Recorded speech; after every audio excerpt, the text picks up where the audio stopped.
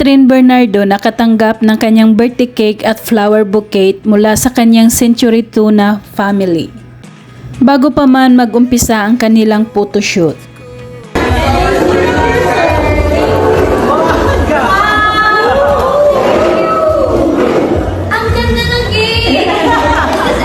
Sa unang salang sa kanyang Century Tuna photoshoot, nakasuot ng pulang crop top at mahabang sayal si Catherine.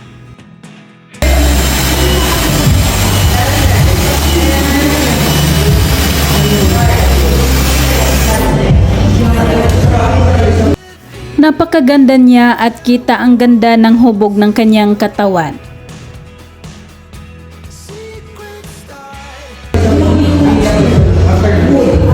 Kaya pa ka, Trent?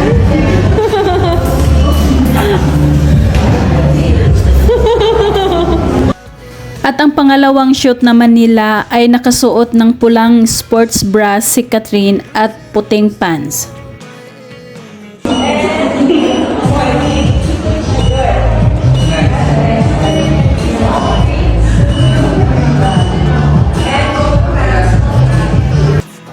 Habang focus ang pagkuha ng video kay Catherine, makikitang flat at walang bilbil ang tiyan.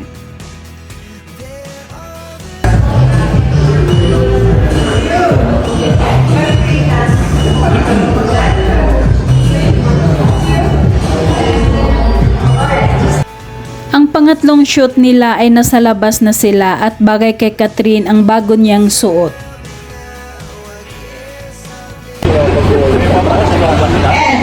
Here we go.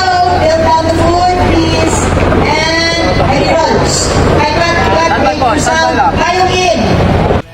Nakapulang attire pa rin si Catherine sa outdoor shoot nila habang bumababa sa hagdan.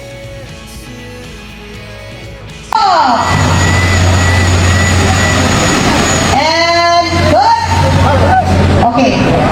Super mapapawaw ka na lang talaga nang tinanggal na ni Catherine ang pang-itaas niyang long sleeve.